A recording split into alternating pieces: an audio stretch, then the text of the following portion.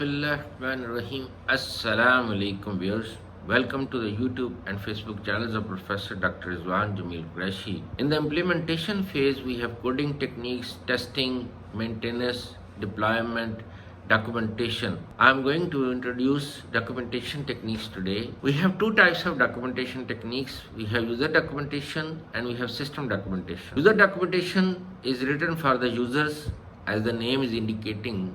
It includes how the system will work and how to use it. User documentation is composed of help files, training manuals, how to use the software.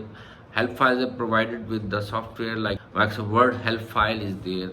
Manuals are also provided to the users. System documentation is the second type of documentation. It is also called technical documentation and it is written for the development team, for the software company. It includes all the technical documentation from planning phase, analysis phase, design phase, implementation phase of SDLC, like project specs, function specs, technical specs or design specs, comments on coding, code reviews, test classes, test cases, and maintenance documents. There are two main objectives of system documentation.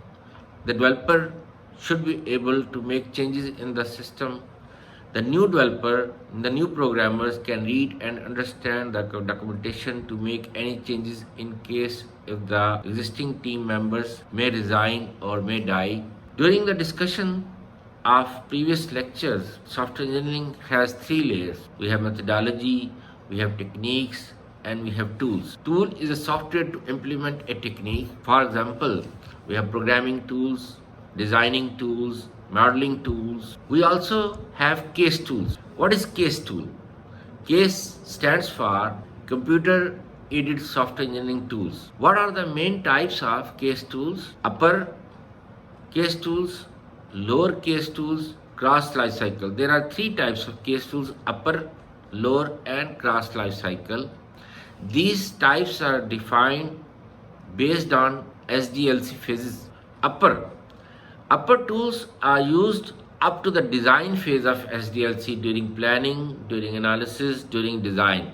Like we have MS Visio, eRwin. Lower case tools are used during the implementation phase. Like we have programming tools, we have testing tools, Java, C, C++, PHP, Perl, Python.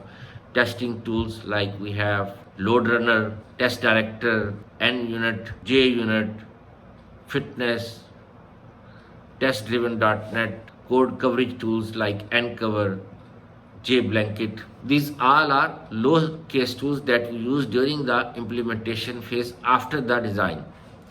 Cross lifecycle tools are used throughout the system development lifecycle phases, like we have Microsoft Word for documentation, re-engineering tools like we have RESTful rows, we have Star UML, we have Microsoft Office, we have database management systems like Microsoft SQL Server, we have Oracle Server, MySQL, all frameworks. Thank you very much. Jazakallah khair. May Allah bless you. Assalamu alaikum.